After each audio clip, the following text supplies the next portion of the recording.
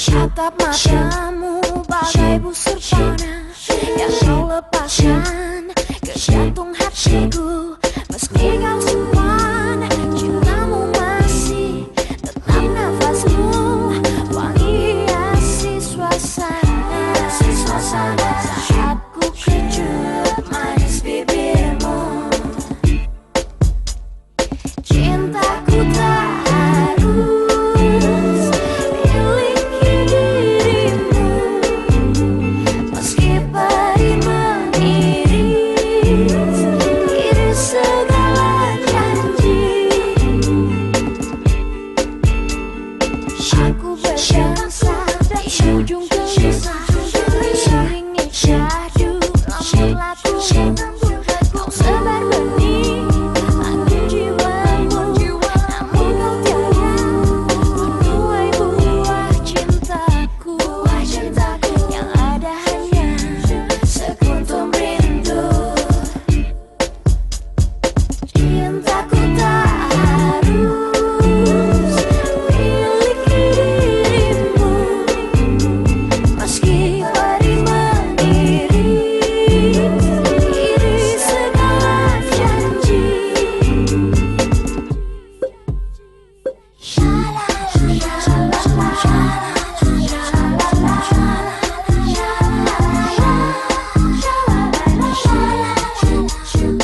Usually does, or is that a simple, is that because we're treating it totally wrong or not even treating it at all?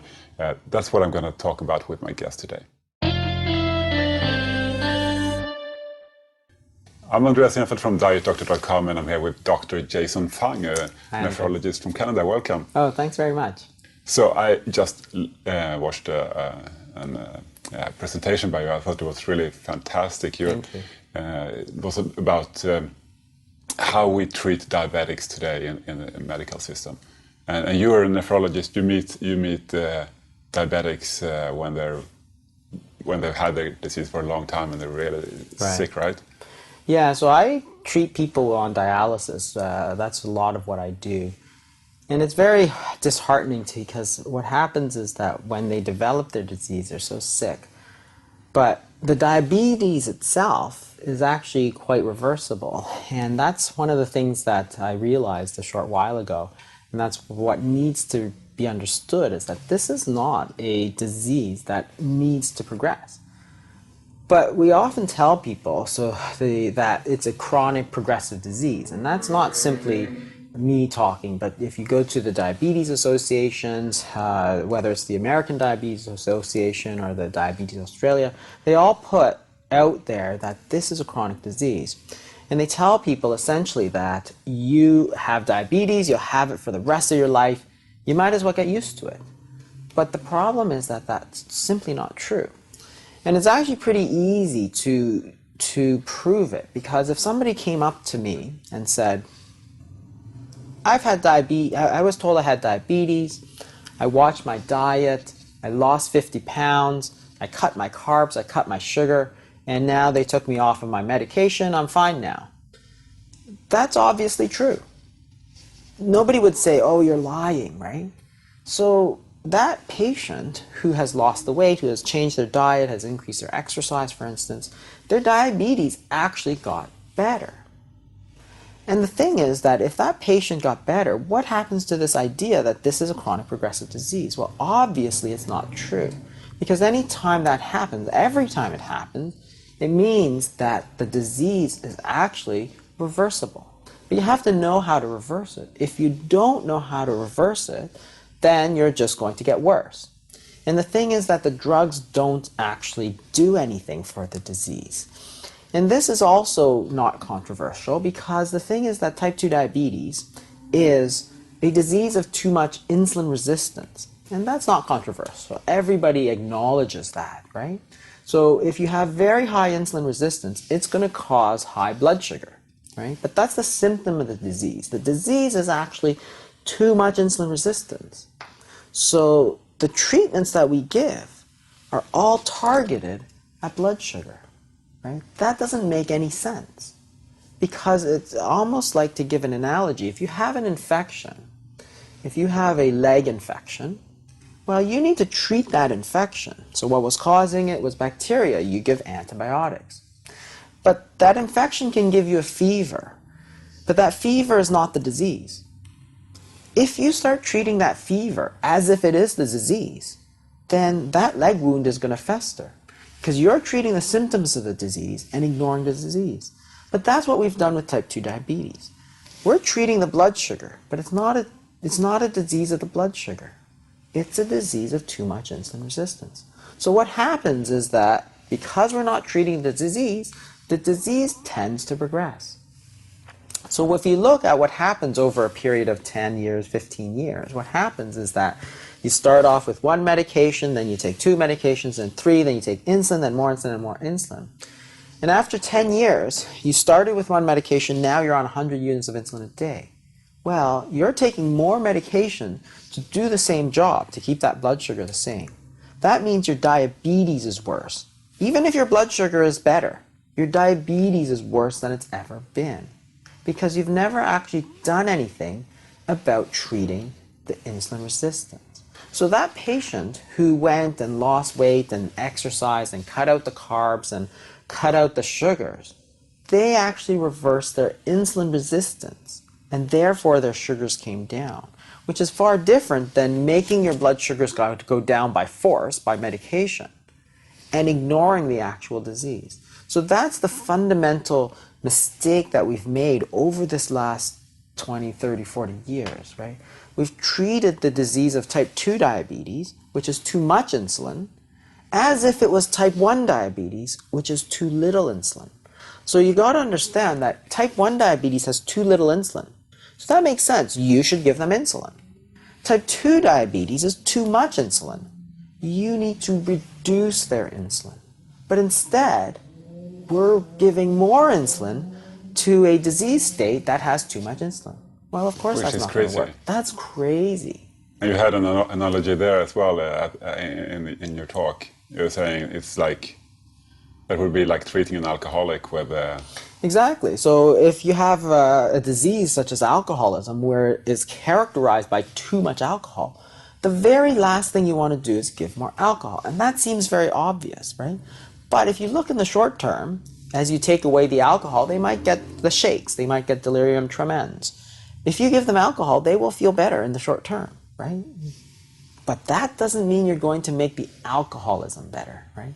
That's the real problem, is the alcoholism. You can't treat the short-term thing at the expense of the long-term. What we've done is treat the short-term. We said, wow, your blood sugar is high, let me get it down, right? But it's like, well, what's happening to the disease? Who cares what's happening to the blood sugar? What's happening to the disease? It continues to get worse. So it's just like that alcohol. Too much alcohol. The disease is too much alcohol. The cure cannot be to give more alcohol. Right. So to be clear, giving insulin to the a common type 2 diabetic insulin. is like giving alcohol to an alcoholic. Exactly. So And the that's disease is insane. too much. It's insane.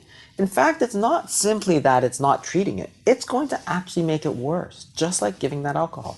You have a disease which is characterized by too much insulin. You're giving more insulin. You're not making it better. You're actually making it worse. So which the is a patient scary will thought. gain weight, and their insulin resistance will get worse. Exactly.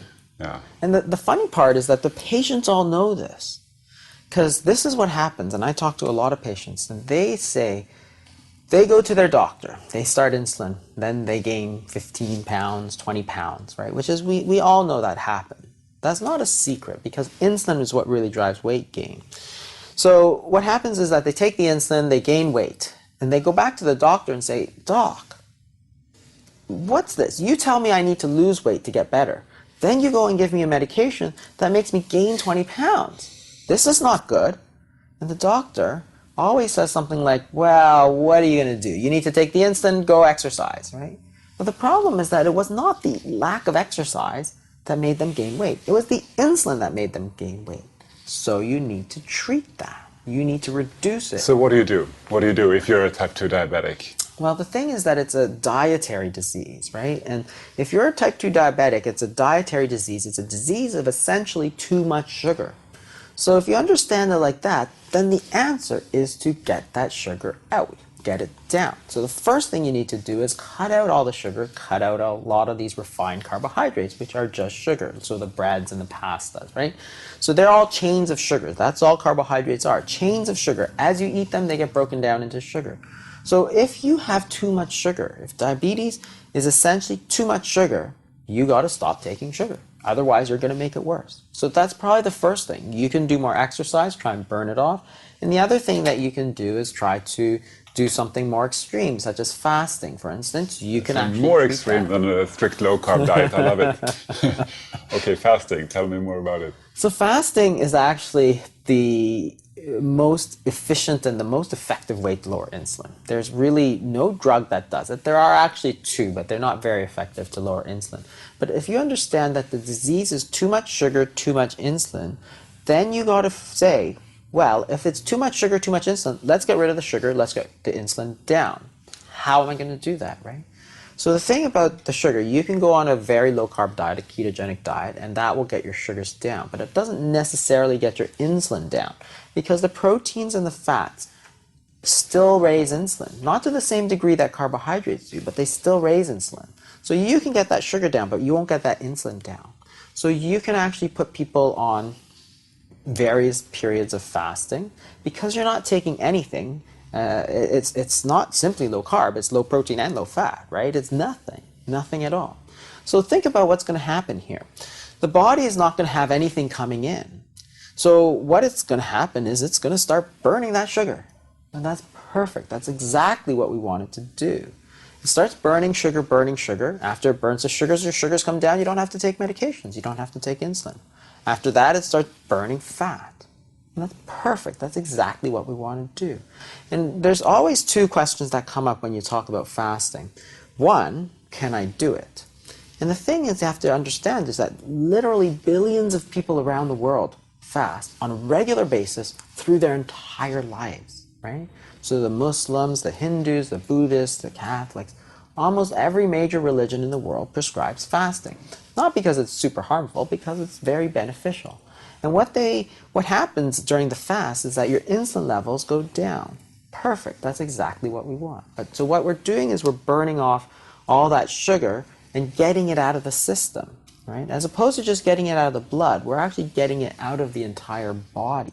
So the fasting does both things. It lowers the insulin and it lowers the sugars.